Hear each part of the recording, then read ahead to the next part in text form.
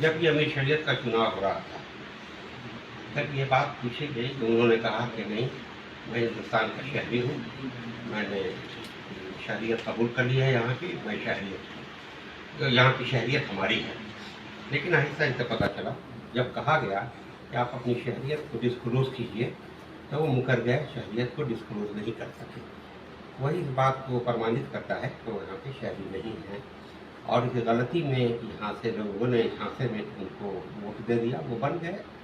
बहरहाल तो इधर ठीक बन गए, तो कोई बहुत हम लोग सब सारे लोग ट्रस्ट के खामोश थे। लेकिन बात ये आती रही कि पिछले कि ट्रस्ट की आप मीटिंग क्यों नहीं करते। अब अगर ट्रस्ट की मीटिंग है, हमारी शरीर आप चला कैसे रहे। मिनिमम 2 मीटिंग होना है, और अगर कोई अर्जेंसी हो तो उस मीटिंग में लिखा हुआ है कि फिर आपको मीटिंग बुलाया जाएगा, लेकिन बगैर ट्रस्टीज के मीटिंग के, उनकी मेजोरिटी के बगैर आप कोई काम नहीं कर सकते हैं। ख़ास तौर पर जहाँ तक फाइनेंस का मामला, पैसे का मामला है, उसका बगैर ट्रस्ट के रेजोल्यूशन के, बगैर ट्रस्ट के अप्रूवल के ये इख्तियार नहीं है कि पूरा पैसा गदरबूद कर दिया जाए, अब बैतुल माल का सारा पैसा खत्म हो जाए। जहाँ करोड़ों रहा करता था, मैंने देखा है, वहाँ अब लाखों में भी नहीं रहता है। 1-8 महीने की सैलरी भी नहीं रहती है, बड़ी दिक्कतें होती हैं। इत्तेफाक से मेरे घर पे आए थे तकरीबन 15 दिन पहले फैसल साहब, जो रह चुके हैं उस शरीर। हमने उनसे पूछा कि हवा में एक बात गश्त कर रही है कि आपका बिल्कुल बैतुल माल खाली हो चुका है। तो उन्होंने कहा कि 200 के लगभग हमने एम्प्लाई बहाल कर लिया, जिसकी वजह से पैसा ख़त्म हो गया है। तो हमने कहा कि आप कैसे बहाल कर लिया आपने अप्रूवल लिया, आप ट्रस्टी की मीटिंग बुलाया, आपने पोस्ट क्रिएट किया, आपने एडवर्टीजमेंट किया, तरीका है उस तरह किया, या आपने घर और रिश्तेदारों को बहाल कर लिया, तब खामोश हो गए। एक तो बहाली गलत किया, और ये इकरार कर लिया कि पैसा उसमें खर्च हो गया। यानी तो मुझे लगता है कि आखिर ये पैसा क्यों बांटने लगे हैं लोगों के बीच एम्प्लाई के बहाने या एम्प्लाई करके।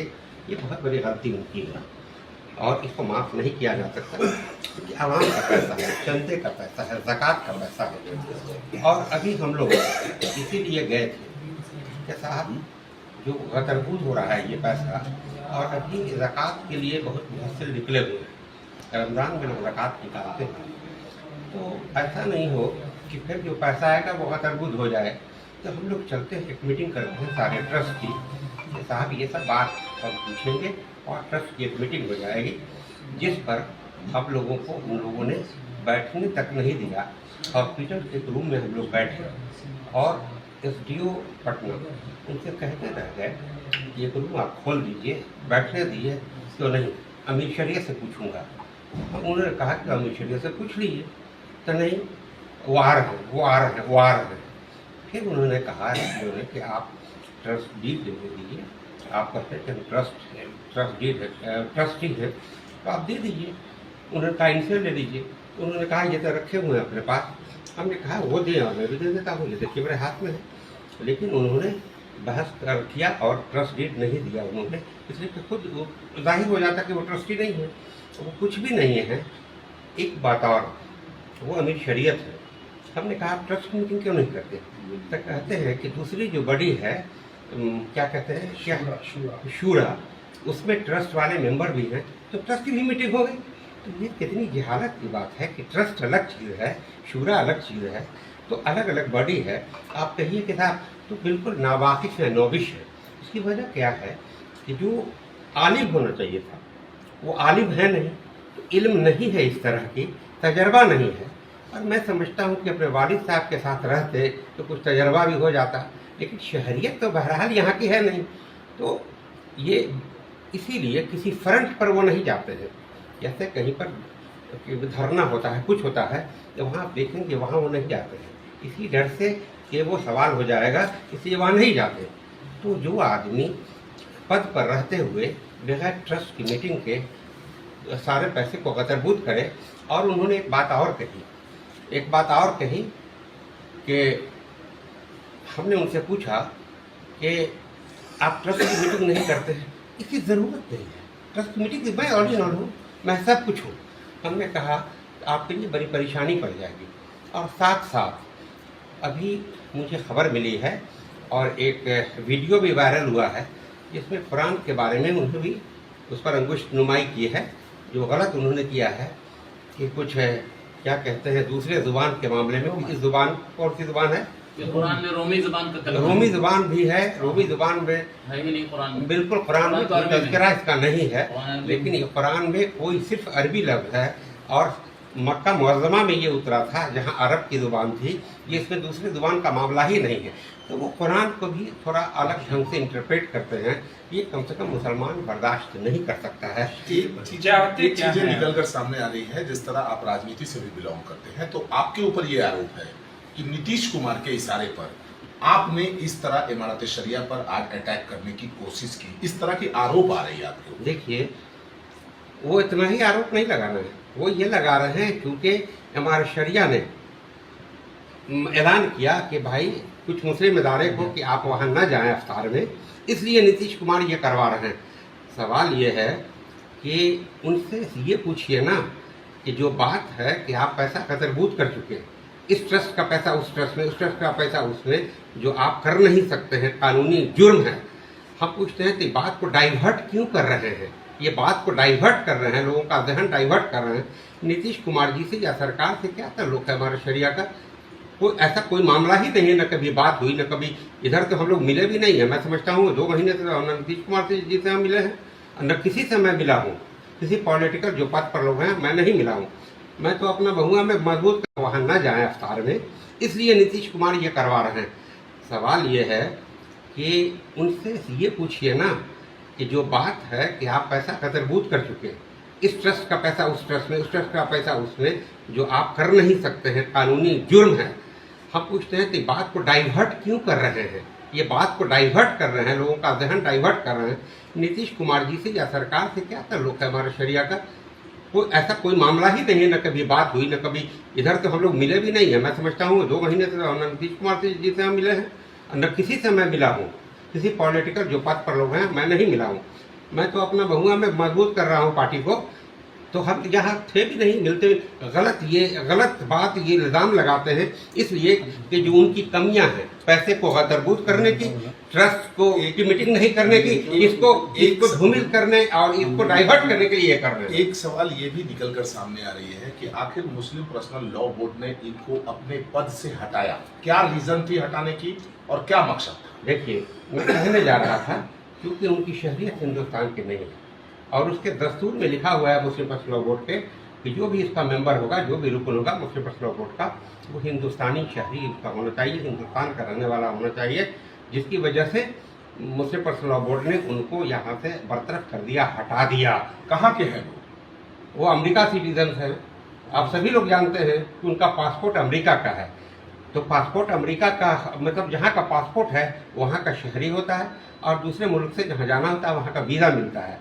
तो वीज़ा यहाँ का होगा, उनकी शहरी वहाँ की होगी। उसमें जब शहरियत उनकी नहीं है वहाँ की, तो इस पद पर वो कैसे रह सकते हैं? लोगों को धोखा देकर वो बन गए, उनको ये खड़े नहीं होना चाहिए था इस काम के लिए और अभी खुद ब खुद उनको हट जाना चाहिए था, जैसा कि आज के ट्रस्टियों ने मौलाना अनीसुर रहमान साहब दामद बरकातहुम को अमीर शरीयत बनाया है।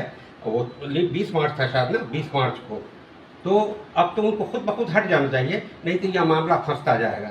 और एक बात और वो कहते हैं, एक कमियां निकालते हैं कि जो नादिम थे उन्होंने पैसा को, वो जिम्मेदार है इस बात के।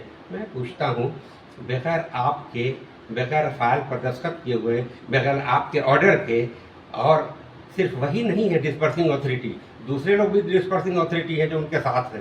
तो ये इल्ज़ाम लगाना कि उन्होंने कर दिया, वो तो एक मुलाजिम है, मालिक तो आप हैं। सवाल है ये भी कहना कि उन्होंने पैसे को इधर से उधर कर दिया, आपके बगैर मशवरे के, आपके बगैर इशारे के, तो पता नहीं हिलता है।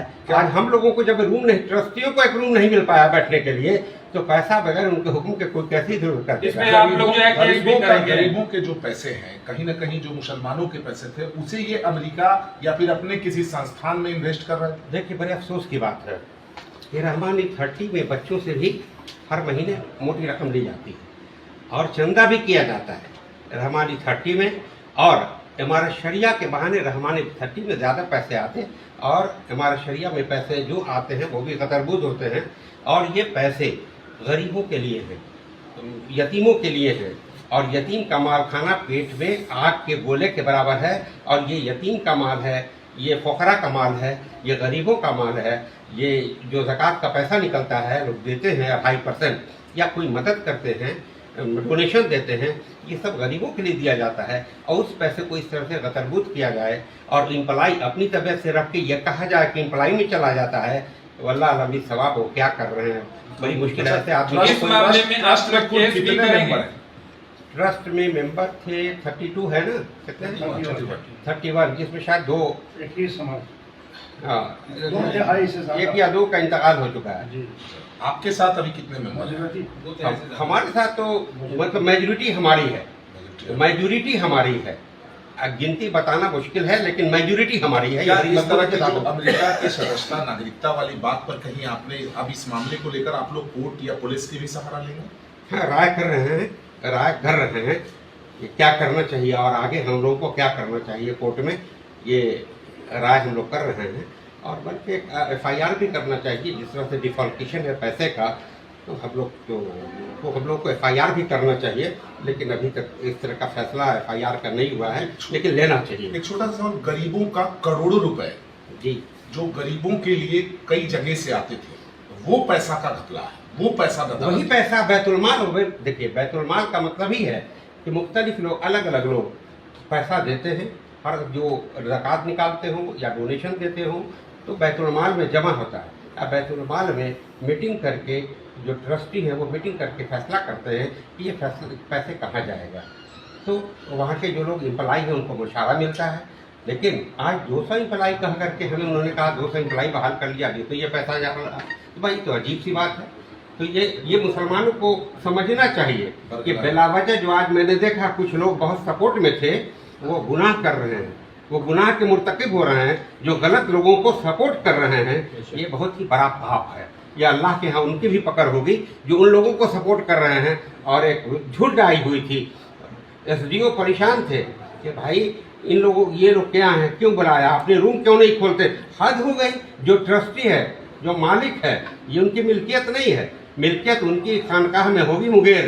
ये पब्लिक प्रॉपर्टी है, ये आवाम की चीज़ है, गरीबों की चीज़ है, उस पर भी अपना पूरा हक जमा करके वो बैठे हुए हैं, जो बिल्कुल नाजायज़ है। एक छोटा सा अंतिम सवाल है कि अब इस पक्ष को राजनीतिक रूप दी जा रही है, राजद के लोग उनके साथ, ZDU के लोग आपके साथ, इस तरह का हवा बनाया गया। देखिए, वो ये देखते हैं कि हम फंस गए हैं, शहरियत के मामले में भी फंस गए और इतने पैसे हम लोगों ने गदरबूद कर दिया। तो किसी पॉलिटिकल पार्टी का वो सहारा लेना चाहते हैं और किसी पॉलिटिकल पार्टी को जाहिर है बदनाम करेंगे तब किसी पॉलिटिकल पार्टी का सहारा मिलेगा। और अभी राजद को ज़रूरत है वोट की, वो जानता है कि हमारे पास वोट नहीं है, तो जाहिर है उनको प्रश्रय दे सकता है, ऐसी उम्मीद करते हैं वो, इसलिए इस तरह की हरकत कर रहे हैं। अपना परिचय बता दें। मैं डॉक्टर अहमद अशफाक करीम हूँ, पूर्व सांसद राज्यसभा। अभी वर्तमान में इमारत शरिया के ट्रस्टी। मैं इमारत शरिया का ट्रस्टी हूँ, शूरा का मेंबर हूँ, मैं अरबाब हलवा का मेंबर हूँ, मैं उसके जितने विंग हैं सबका मेंबर।